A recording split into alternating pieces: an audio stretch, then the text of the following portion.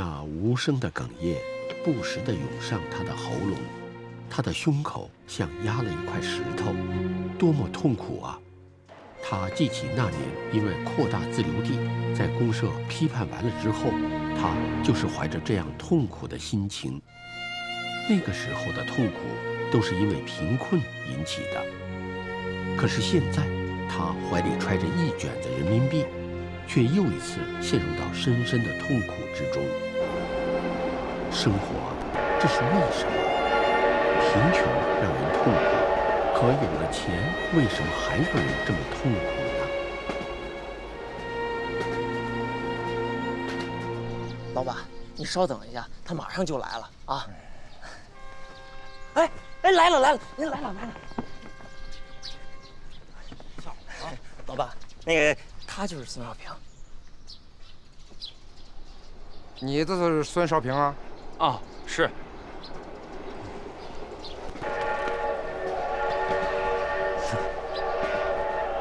揽着活了吗？没呢嘛。成，跟我走吧。啊。来，再挑6个啊！这人是谁啊？我也不知道，但是这个人啊，找了你好几天了，说了除了你谁也不用。工头，是不是田润生叫你来？谁？田润生，不认识。那是不是田晓霞叫你来的？你怎么这么多废话？你干不干？我干，但是我有个条件。说。我识字儿，我要念书，你的工我不耽误，但不上工的时候，你不能影响我读书。行，来，让挑人一块走了。这样说来，他一生也许只能在黄源城里打短工了。这是一条十分不可靠的谋生之路。可是以后的一切对于他来说，似乎都还很遥远。无论如何，他现在已经成了一名黄源人，这本身就具有非凡的意义。哎呀，别都有啊！给我来点。哎，弟兄们，来，过来。有酒，今天可劲儿造，来！给我一个吧！来，我给你们罚。别抢！哎呀，别抢！那边。哎，周平，都喝酒了，你干嘛去啊？我看书。哎，你还真认识字儿了？是，我自己也都快忘了自己认识字儿了。喝酒！也快忘了这本书了。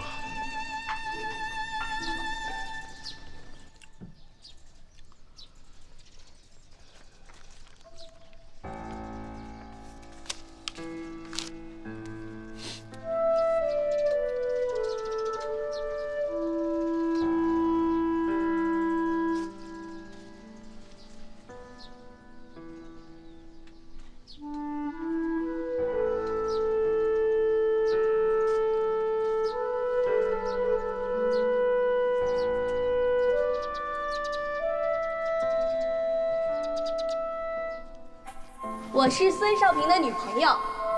你有女朋友啊？你不是答应陪我看电影了吗？走吧。哎呀，走了。我坐前边。凭啥呀？我是他女朋友。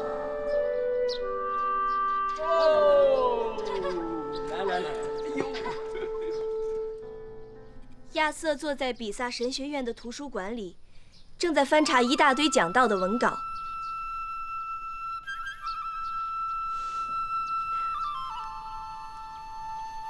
想问我是怎么知道你的揽工地址吗？是你的好兄弟田润生出卖了你，牛萌先生。你咋能来这呢？我咋就不能来了？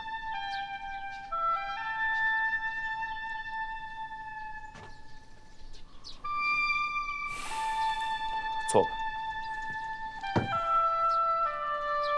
怎么样？没坐过这样的沙发吧？哎呀，好了。你说你个女大学生，别坐脏了我们揽工汉的铺盖卷，白跑里边的虱子。你能做，我也能做。你就不应该坐在这里，这就不是你这个女大学生应该来的地方。对不起了，我知道你一定会不高兴我的突然袭击，可是你不主动来找我，我只能来找你。看上呢，看上呢！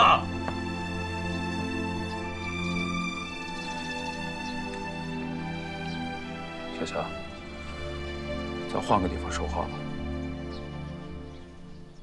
这里我到县城。小霞望着再次见到的少平，思绪一下子回到了过去。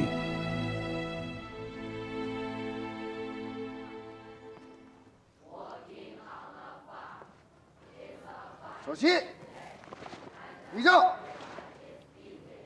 学校决定把灶上的几头猪杀了，给同学们搞个聚餐，每位同学能免费吃一勺肉菜。因为这次聚会，灶上的炊事员忙不过来，所以要抽出一位同学去帮厨。帮厨的同学和炊事员的待遇是一样的，饭菜随便吃，肉想吃多少吃多少。大家看，让谁去好呢？我看就让孙少平去吧。交不起学费又一身破烂的孙少平同学，你在家吃过炖肉吗？你笑什么？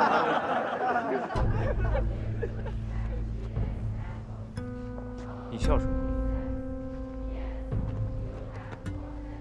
你笑什么？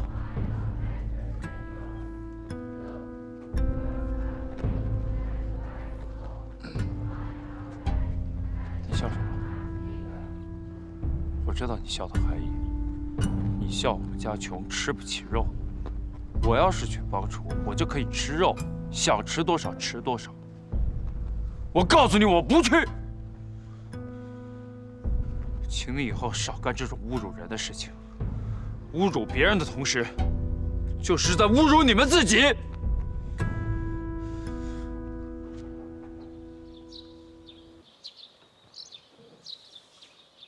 我是不是打扰到你了？没事，你很有可能也来找不了我几次了。啊？我哥前2天来找我，想让我回家帮他。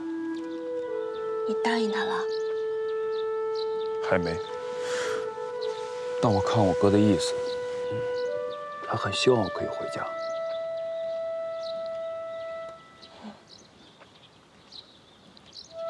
小霞，你能不能帮我一个忙？你说。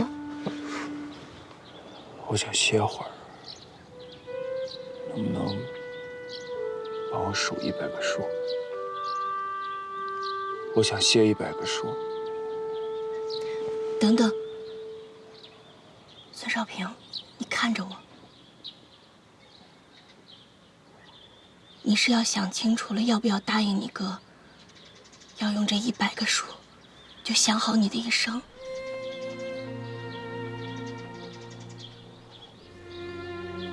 那年，我哥想让我回去当生产小队的会计，我没答应。就是因为我觉得那不是我要干的事，那不是我的未来。就好像你去帮我掏烟囱，不是为了挣钱一样。我活着，不是就为了活着。当时我心里有个声音一直在跟自己说4个字：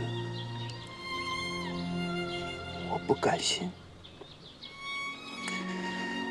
我不甘心。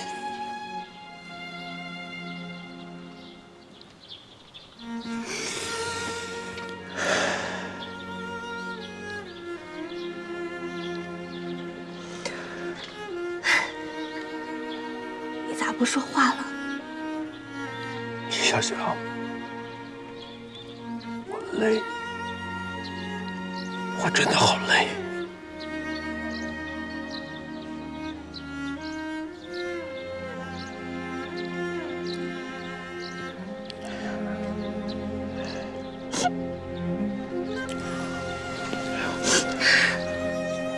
这是咋了？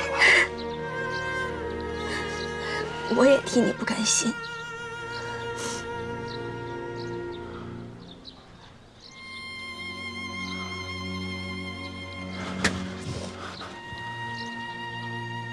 到100个数了，你想好了？答案和上次一样。就算我不知道自己将来要干啥，但我知道，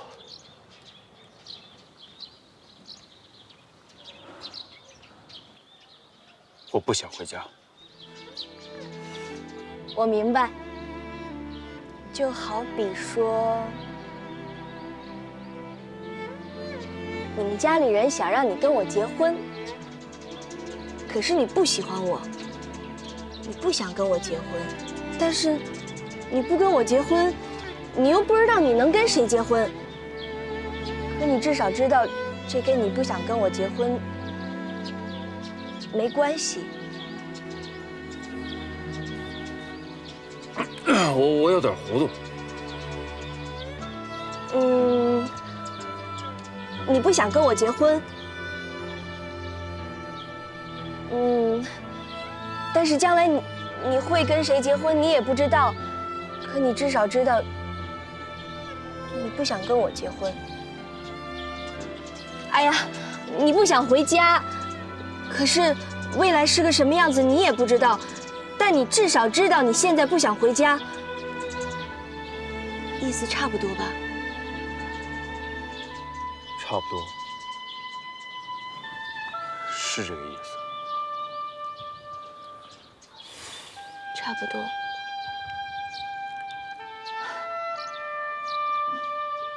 哎，上次我帮了你个忙，当了你的女朋友，那这回你得帮我个忙。我帮你啥？不准拒绝。你先告诉我帮你啥忙嘛？跟我回学校，到了我就告诉你。行，我成全你卖这个关子。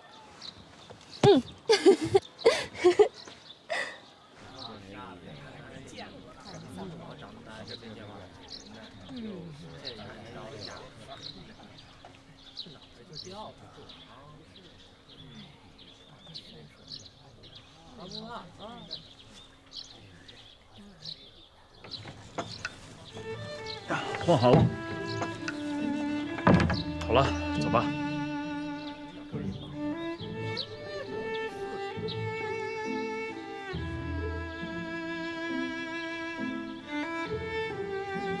看啥？你笑啥呀？是我穿着不合适，要不信就把它换了。你别换，好看着呢。这身衣服我哥给我买的，他还说将来你一定用得着。士为知己者死，女为悦己者容。孙少平，你这算不算是为我而容？哎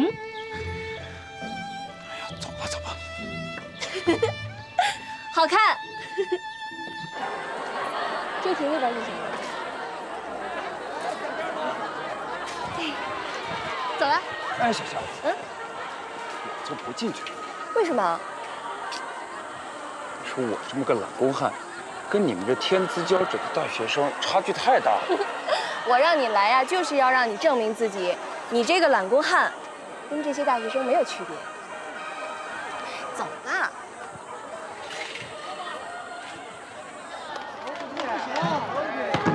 哎，小夏，你们这是女生队，我来不合适吧？有什么不合适的？我一女孩都跟他们打，你咋就不合适了？哎，我们队有个同学崴脚了，这是我请来替补。哎，我说田晓霞，谁呀？在哪个系找的呀？找一个男同学过来跟我们打。你别不服气，有本事你也请个女孩啊！哎呀，可是你提出来的，你们女同学跟我们男同学较量。比赛开始。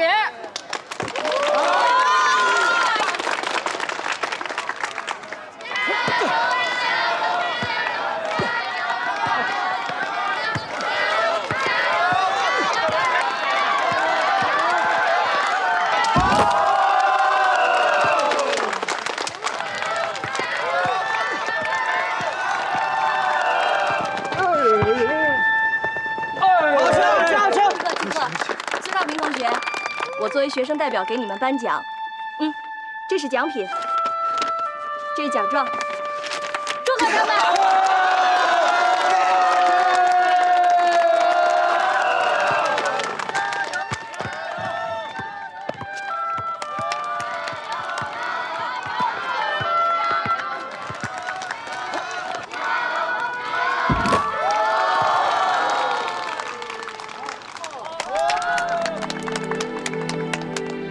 小霞，你知道吗？我常常觉得，我应该是那个坐在火车上的人。不管他下一站开去何方，总有一天，我会扒上火车。他开到哪里，我就去哪里。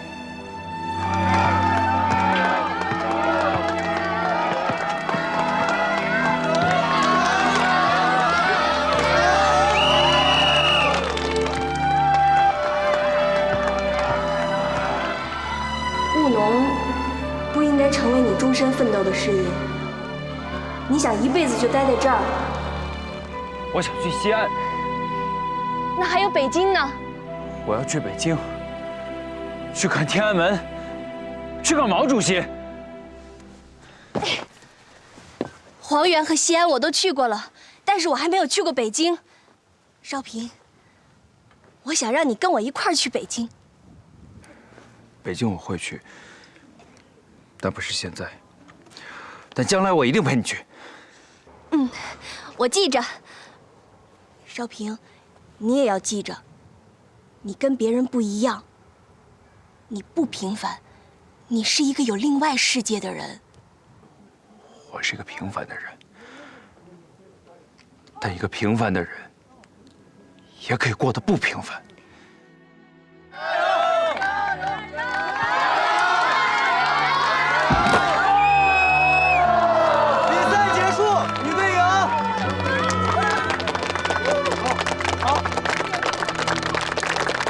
同学，你球打这么好，哪个系的呀？小篮球队的。小篮球队能有这么精神的？俺咋不知道？就是。那同学，那你到底哪儿的呀？我是在东关大桥头揽工的。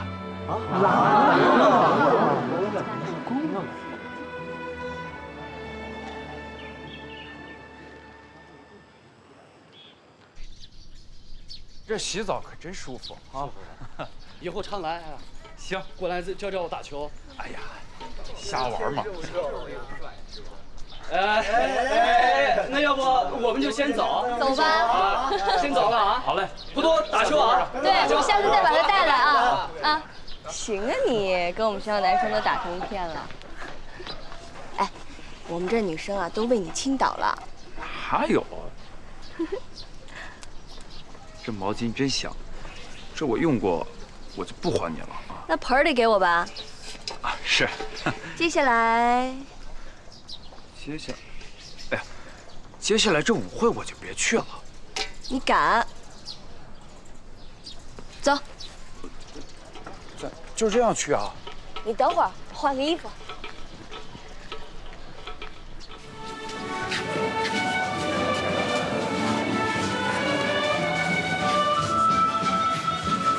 哎，小霞。待会儿进去跳支舞呗。好啊，我等你。好。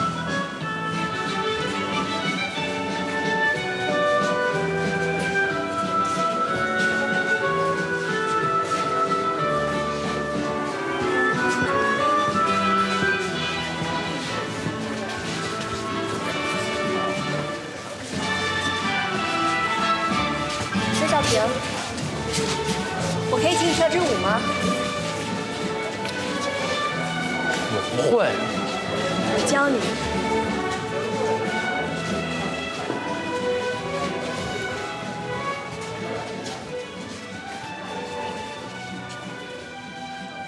上师专以后，本来田晓霞已经习惯于同周围的那些男男女女的相处，她认为自己也告别了过去的生活，开始了人生的一个新阶段。尽管她仍然保持着自己的个性，但基本上和新的环境融为一体。过去的一切，包括中学时期的朋友，渐渐地开始淡忘。而将自己的生活迅速地投入到另外一个天地。实际上，他刚看见少平时感到陌生又熟悉，可是他猛然间发现了另外一种类型的同龄人。孙少平和过去有什么不同呢？从外表看，他脸色严峻，粗胳膊壮腿，已经是一副十足的男子汉架势。孙少平仍然像中学时那样忧郁，衣服也和那时一样破烂。但和过去不同的是，孙少平已经开始独立的生活，独立的思考，并且选择了一条艰难的奋斗之路。少平，咱们找个清静的地方，这太闹了。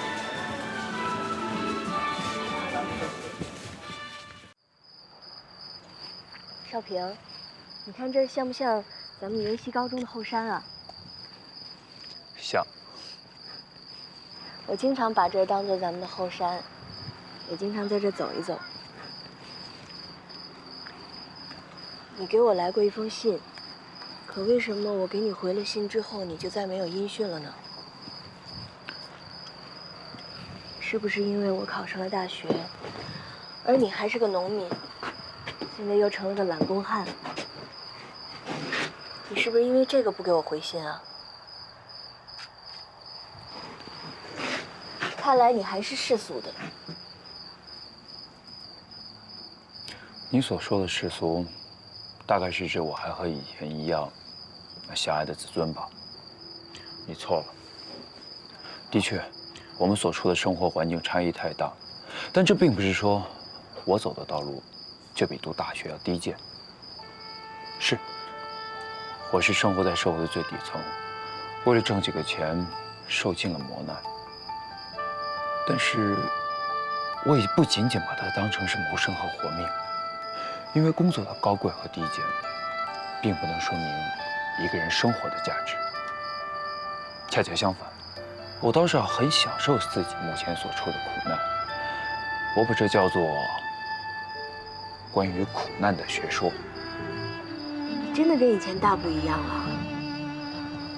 也许，就是你所热爱的苦难改变了你。这一点是我和我身边的人都缺少的。那我是变好了，还是变坏了？唉，你说，既然我说错了，那你为什么不给我回信呢？因为我不想让任何熟人或者是同学知道我目前的真实情况。我不希望这消息传回云溪，要是让我爸知道，他肯定会着急的。我希望在老人的眼里，我在黄原的一切都是美好的。在我哥来找我之前，这事除过人生，我没有让任何人知道。这不是因为虚荣，而是因为我不想被虚荣者嘲笑。我宁愿默默的、安静的走自己的路。关于这一点，你得向我保证，不能跟人说。当然了，我一定替你保密。少平，我还有什么能帮上你的吗？没什么哦。你要再看到什么好书，还是像以前一样推荐给我看。这个没问题。我怎么给你啊？我每隔半个月过来找你拿吧。行，那你什么时候拿？白天不行，那就星期六的晚上吧。哎，可说好了，我可绝对不参加你们的什么周末档死。少平，我知道你不愿意让我去你揽工的地方，所以你一定要来找我。其实你知道我在哪？我现在的工作还是你帮我找的。谢谢你，谢谢你在我最困难的时候帮助我。是润生告诉你的吧？不是，是我猜的。润生只说你要帮我，可是被我拒绝了。请原谅我一直都没有告诉你，因为我知道你一定会拒绝我的。还记得上高中的时候吗？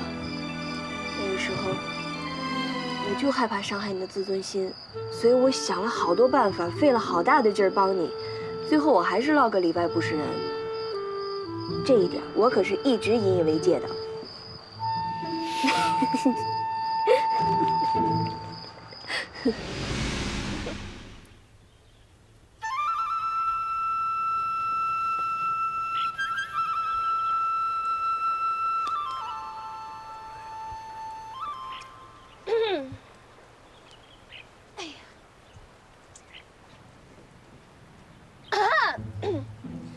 老远我就看见有人在这放火，我以为怎么回事啊？我这没放火，是生火。你生火干啥呀？哎呀，不关你的事，你别管。哎，这我就放心了。你放心什么？还好你是在这生火呀，我还以为你是感情不顺利，就回家了，再也没脸见我们，不回来了呢。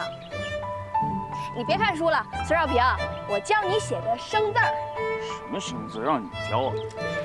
表表面的面。面还得你教我写。是表表面的表。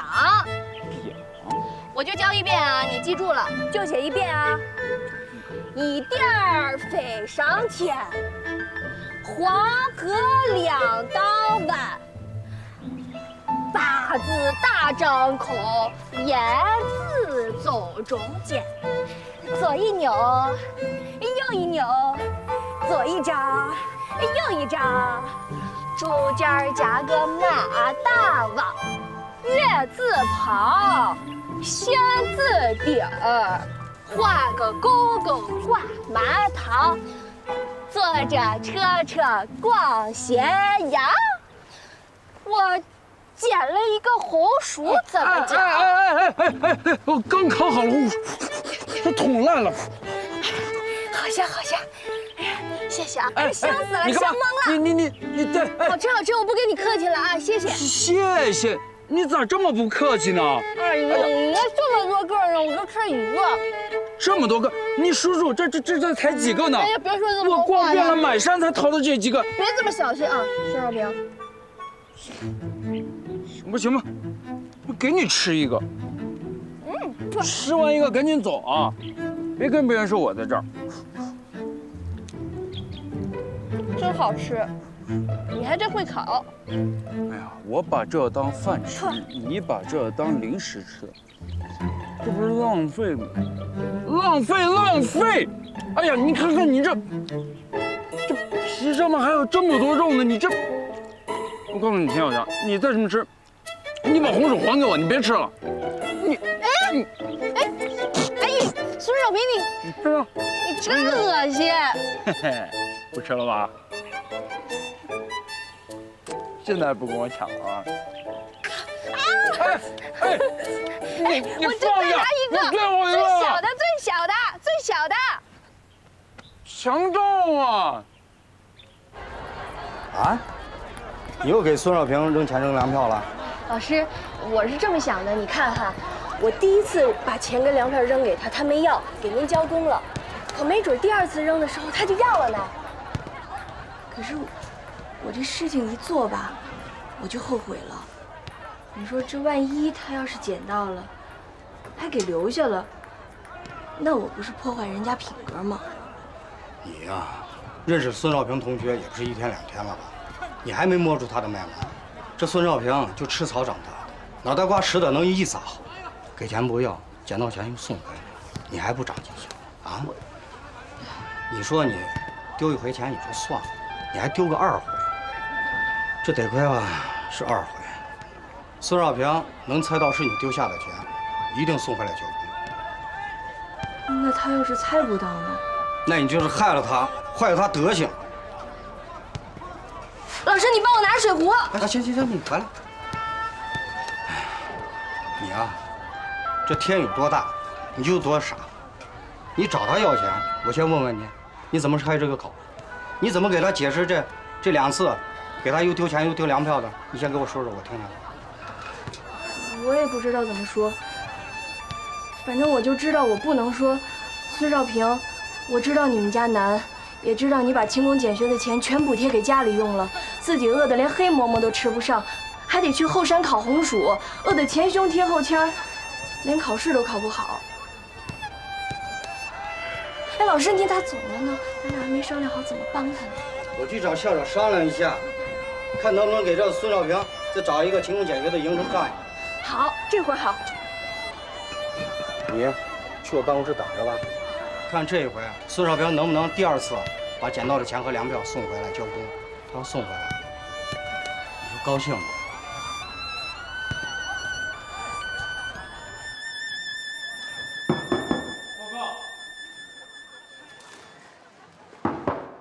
请进。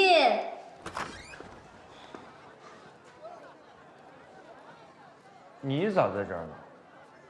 哦，我猜你是不是又捡到了什么东西，准备来交工啊？哦，我又捡到一个钱包，里边还有钱和粮票，几乎就跟上次那个破铁盒子丢在同一个地方。哦，哎，有一个哲学家叫赫拉克利特，他说过，说一个人不能2次踏进同一条河流，而你2次在同一个地方捡到钱，这说明这是同一个糊涂蛋干的。居然会有这样的人啊！对啊，居然会有这样的人。那你说，这人为什么2次东西都掉在同一个地方？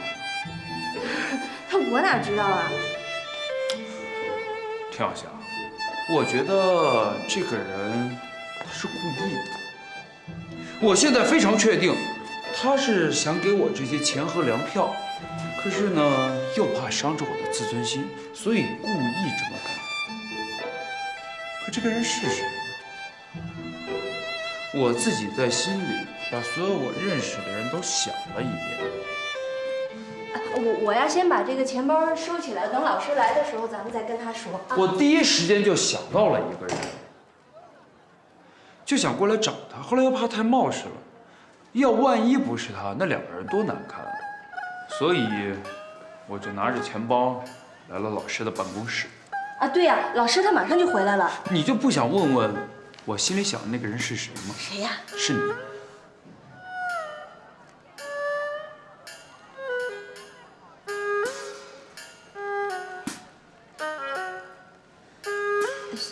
孙少平，我知道我这么做很不恰当，我也知道你这人的脾气，我就是想帮助你，可是我想不到再好的办法了。那你说，我要是把这粮票和钱直接给你，你能要吗？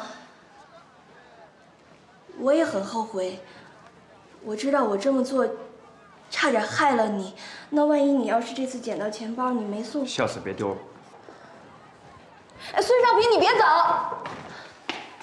你不能再这样下去了。你看看你的脸色，跟病人一样。哎，真的，这东西你收下，没有什么不好意思的，就当我求求你，行不行？田晓霞，你知道我为什么一直不能当你是我要好的同学吗？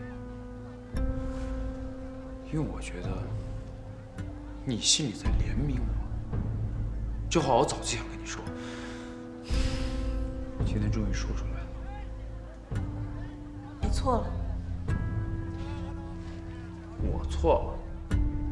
你一直不能把我当做要好的同学，不是因为你觉得我在怜悯你，那是为什么？而是因为你觉得你在生活中总是被人歧视，你受惯了这种歧视，你接受一个在你看来很有身份的同学的友谊，你心慌了，你受不了了。就好像一个很需要温暖的人，突然来到了一个火星子乱蹦的打铁炉旁边，又生怕被烫着。我怕被友谊烫着。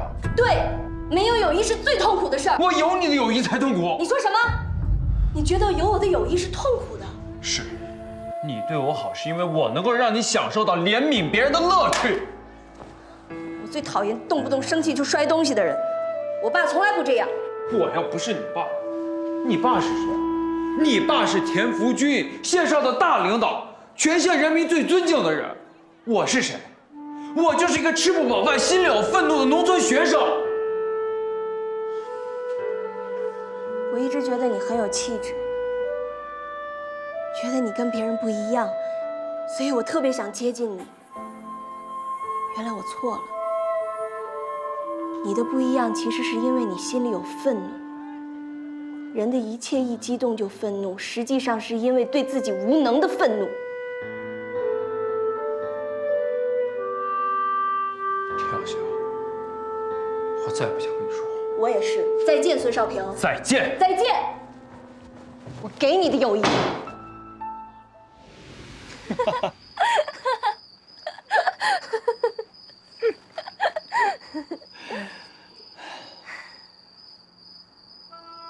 We're both wed to freedom, so let us away to where lonely storm clouds courageously stray. 哎，还记得咱们去火车时候我念的那首诗吗？飞到那里，到那蓝色的海角，只有风在飞舞，还有我作伴。哎，没想到你真的记得这首诗。当然，因为唯只有你在作伴。那怎么回事？哎，好像打起来了，好像真打起来了！哎，打起来了！打起来了！哎，真打起来了！快看快看！明明那边打起来了！哎，这么多人，那个大学生就那个人给我在这站好了！过来！哎，小强，过来！给我在这站好了！今天你要干嘛？你谁呀你？你管呢？这是你管闲事的地方。大庭广众之下，你敢在这耍流氓？其实他长得也不错呀。哎呀，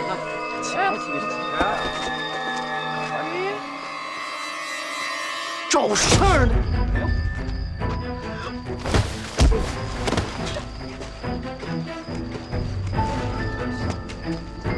我叫孙少平，有事情来东关大桥头找我。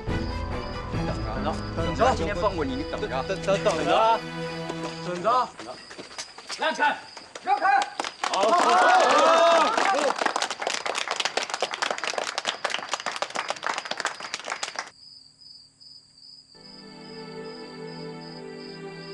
我也没想到，爱情能够来得这么快。我在这里写下这些话的时候，能够感觉到自己的心跳在加快。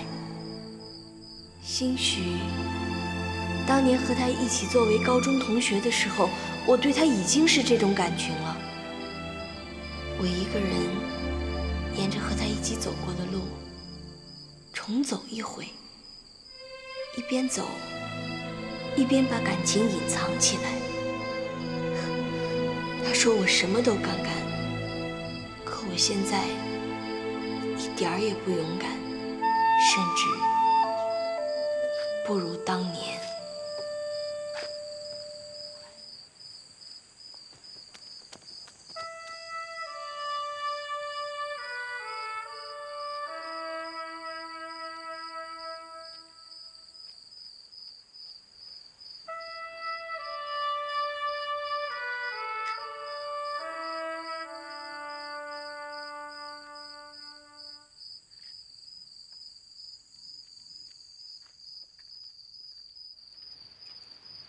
哎，你不是今天那个被他们欺负的姑娘吗？你咋在这儿呢？我一直在学校门口偷着等着你。等我？哥，我求求你了，你带我走吧，我没地方去。别急别急，你没地方去，你家里人呢？你咋不回家呢？不行，我不能回家，我家穷，我爸说了，挣不到钱就不让我进来。我回家是挨打，我不能回家。哦对，他们今天为啥打你啊？我帮摊子上的人收钱，他们不给钱，我要钱他们就打我。我的人嫌我给他惹事儿，赶我走。哥，我求求你了，你带我走吧。没事没事，哪儿都行，我认你当我亲哥。你别这样，没事，行行。你叫啥名啊？我叫小翠儿。你今年多大了？1岁17。我也就是个懒工汉，你说这……哥，你带我走吧，我求你了，哥，你带我走吧，哥，求求你了。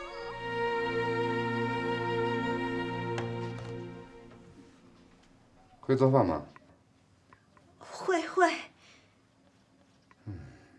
行，留下吧。哎，谢谢。走吧。你今天啊，先在我铺上住下，回头我再给你找别的住处。拉手手，那个情口口，咱别怕，我替你守着啊。哎，孙少平，你走的时候可跟着个大的走了，这回来了可领着个小的回来了。